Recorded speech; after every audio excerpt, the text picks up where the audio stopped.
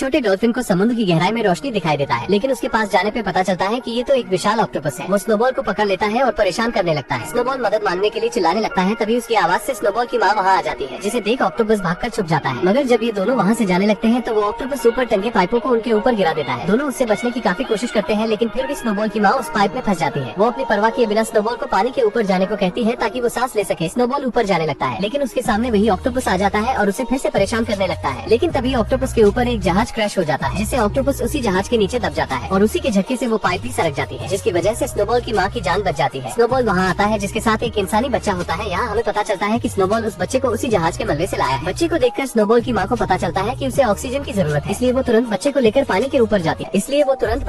पानी के ऊपर जाती है। इसके बाद हम समुद्र के कई क्रीचर्स को देखते हैं और इन सभी का एक कछुआ सरदार होता है। सरदार को उस बच्चे की मासूमियत देखकर उसे समुद्र में रहने की इजाजत दे देता है। इसके बाद स्नोबॉल की माँ उस बच्चे का नाम लुकस रखती है। समय बीतता है और हम स्नोबॉल और लुकस को देखते हैं जो अब बड़े हो चुके हैं और वो हमेशा हंसी खुशी खेलते रहते हैं। लेकिन एक दिन स्नोबॉल लुकस को उसकी सच्चाई बता देता है कि वो उसे जहाज के मलबे में मिला था और ये भी कहता है कि तुम डॉल्फिन नहीं हो और न ही कोई क्रिएचर, तुम तो बस एक इंसान के बच्चे हो। ये बात सुनकर लुकस उससे और भी सवाल पूछने लगता है और कहता है तुम मुझे उसी जहाज के मलबे के पास ले चलो। लुकस की काफी जिद करने पर स्नोबॉल उसकी बात मान जाता है और दोनों वहाँ पहुँच जाते हैं। लुकस जहाज के मलबे के अंदर जाने के लिए उसका दरवाजा खोलता है और दोनों अंदर चले जाते हैं, लेकिन दोनों इस बात से अनजान थे कि इनकी इस गलती की वजह से सालों पहले कैद हुआ ऑक्टोपस मलबे से बाहर निकल जाएगा और इन्हें पता भी नहीं चलता। तभी लुकस को एक लॉकेट मिलती है। लुकस उसमें लगी फोटो को अपनी माँ मानकर उसे रख लेता है और वहीं इन्हें ढेर सारे चमकते हुए प्लांटिस मिलते हैं, जिसे खाने के बाद दोनों अपना होश खो बैठते हैं और खुशी से खेलने लगते हैं। लेकिन स्नोबॉल की माँ को ये बात पता चल जाती है कि स्नोबॉल लुकस को सारी सच्चाई बता चुका है और ये दोनों जहाज के मलबे में भी गए थे। लेकिन लुकस स्नोबॉल की माँ से गुस्सा हो जाता है क्योंकि उन्होंने उससे ये बात छिपाई थी। इसलिए लुकस को लगता है कि उसकी असली माँ उसे जहाज के मलबे में मिल सकती है और लुकस स्नोबॉल के साथ वहाँ पहुँच जाता है। लेकिन तभी वहाँ स्नोबॉल की माँ आ जाती है, जो उन्हें वहीं रुकने को कहती है और खुद की जान खतरे में डालकर मलबे के अंदर लुकस की माँ को ढूंढने चली जाती है। लेकिन तभी इसका फायदा उठाकर वो ऑक्टोपस स्नोबॉल की माँ को उसी मलबे में कैद कर देता है। ये दोनों अपनी माँ को बचाने की बहुत कोशिश करते हैं, लेकिन लुकस को ऑक्सीजन की कमी होने लगती है। इसलिए स्नोबॉल की माँ स्नोबॉल को उसे ऊपर ले जाने को कहती है ताकि उसे ऑक्सीजन मिल सके। स्नोबॉल ऐसा ही करता है और कठिनाइयों का सामना करते हुए लुकस को बचा लेता है। इसके बाद ये दोनों अपने कबीले के सरदार के पास जाते हैं और उन्हें सारी बात बताते हैं, लेकिन उन्हें लगता था कि वो तो सालों पहले ही मर चुका है। तभी वहाँ वो ऑक्टोपस आ जाता है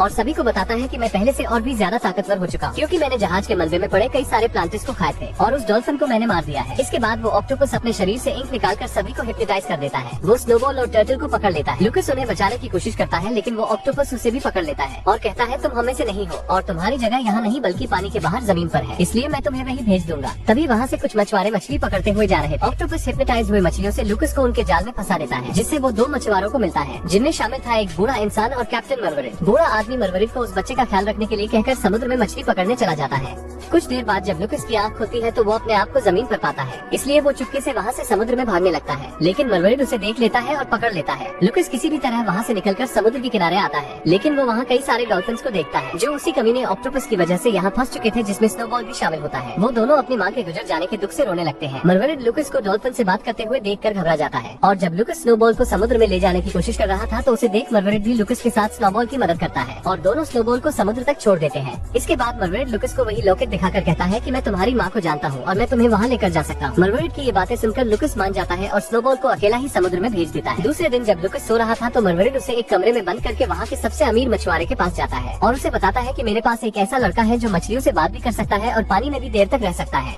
ये सुनकर वहाँ के सभी मछुआरे उसका मजाक बनाने लगते हैं। अमीर मछुआरा उससे कहता है अगर ऐसी बात है तो वो पानी में सबसे तेज तैरता भी होगा और अगर तुम्हें अपनी बात को सच्चा साबित करना है तो उस बच्चे को हमारी रखी गई शी सेल हंटिंग कंपटीशन में शामिल करना होगा। मरवरिट उसकी शर्त मान जाता है। इसके बाद हम लुकस को देखते हैं जो उस कमरे से बाहर आ चुका था। वो बाजार में अपनी माँ को ढूंढ रहा था कि तभी उसे किसी की मदद की पुकार सुनाई देती। जब वो अंदर जाकर देखता है तो वहाँ एक मछली होती है जिसे मछुआरे कैद करके रखे थे। ये देखते ही लुकस उस मछली को लेकर भागने लगता है, लेकिन सभी बाजार के लोग उसे चोर समझकर पकड़ने लगते हैं। लुकस किसी भी तरह उसे समुद्र तक ले जाने की कोशिश करता है, लेकिन उसके सामने सभी मछुआरे उसे पकड़ने के लिए खड़े थे। लेकिन लुकस उस मछली को उनके ऊपर से समुद्र में फेंक देता है, जिससे मछली बहुत खुश होती है, लेकिन जब वो समुद्र में गिरती है तो फिर से उसी कांच के बर्तन में फंस जाती है। इसके बाद मरवरिट लुकस को मछुआरों से बचाकर अपने घर लाता है और दूसरे दिन से उसकी ट्रेनिंग शुरू कर देता है। एक दिन मरवरिट लुकस से डील करता है कि अगर तुम इस कंपटीशन को जीत गए तो मैं तुम्हारी माँ से तुम्हें मिलाऊंगा। इसी तरह कंपटीशन का दिन आ जाता है जहाँ मछुआरों के 4 आदमी एक एक करके समुद्र में कूद जाते हैं। इसके बाद लुकस स्नोबॉल को बुलाता है और उसके साथ समुद्र के तल में सीशेल ढूंढना शुरू कर देता है। वहीं हमें समुद्र में एक और आदमी नजर आता है जो समुद्र में स्विमिंग सूट पहनकर किसी चीज की तलाश कर रहा होता है।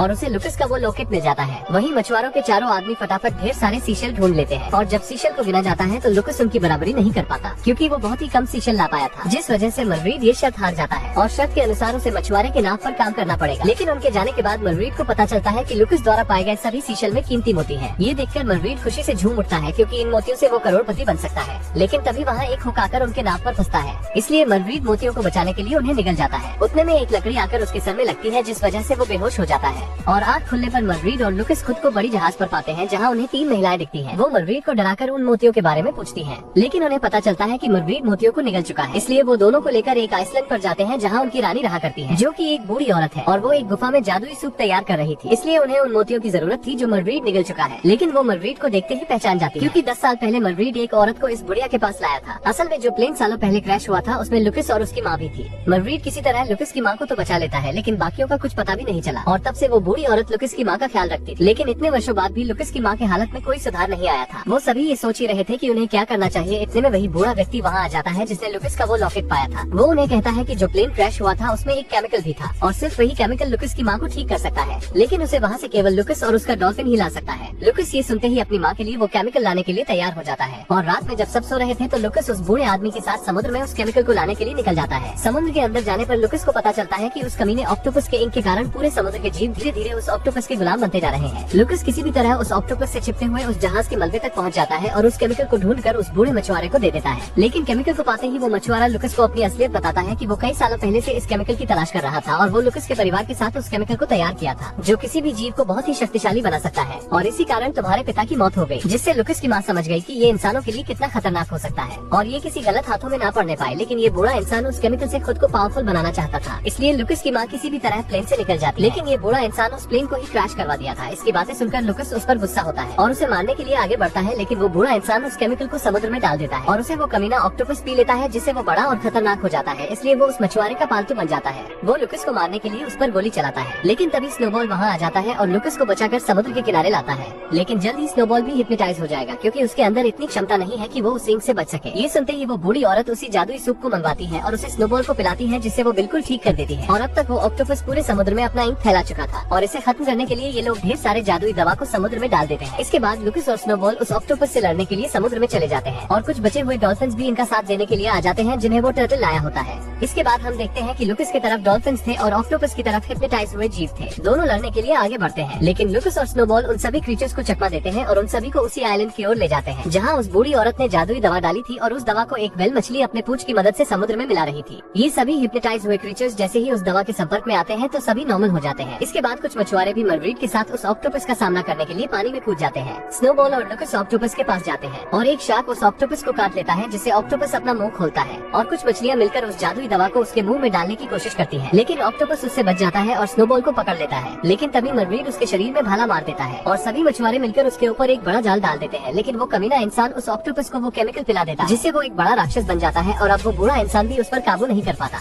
और वो ऑक्टोपस उस बूढ़े इंसान को ही खा जाता है और अब कोई भी उसका सामना नहीं कर सकता। इसलिए लुकस बहुत ही दुखी हो जाता है और रोने लगता है। ऑक्टोपस अब उस आइलैंड तक भी पहुंच चुका था जहां लुकस की माँ होती है। ये देखकर लुकस कहता है कि इस समुद्र की तरह मेरे आंसू भी खारे हैं। इसके बाद लुकस अपनी माँ को बचाने के लिए उस आइलैंड की ओर भागता है और उस वेल मछली के सांसों के सहारे उड़ते हुए ऑक्टोपस के मुंह में जा गिरता है, जिससे सभी लोग बहुत ही दुखी हो जाते हैं। इसके बाद स्नोबॉल पानी के अंदर जाता है जहाँ वो लुकस के साथ उसकी माँ को देखता है। लुकस की माँ लुकस को स्नोबॉल को देती है और गायब हो जाती है। स्नोबॉल लुकस को मरवीड के पास लाता है। मरवीड उसके पेट से पानी निकालने लगता है, जिससे लुकस को होश आ जाता है, जिससे सभी लोग खुश हो जाते हैं। हमें पता चलता है कि उसकी माँ पहले ही मर चुकी थी और उनकी ही आत्मा बच्चे को बचा रही थी। इसके बाद जब दोनों खेल रहे थे तो हम उसी ऑक्टोपस को देखते हैं जिसकी पूरी पावर्स जा चुकी थी और वो उतना ही छोटा हो चुका था जितना मूवी की शुरुआत में था और मूवी की यही पर ही हैप्पी एंडिंग हो जाती है। दोस्तों, यहाँ तक आ ही गए हो तो वीडियो को एक लाइक जरूर करें और भी ऐसी ही मूवी एक्सप्लेन वीडियो देखने के लिए चैनल को भी जरूर सब्सक्राइब करें। हम मिलेंगे आपसे बहुत ही जल्द ऐसी ही धमाकेदार वीडियो में। तब तक के लिए गुड बाय।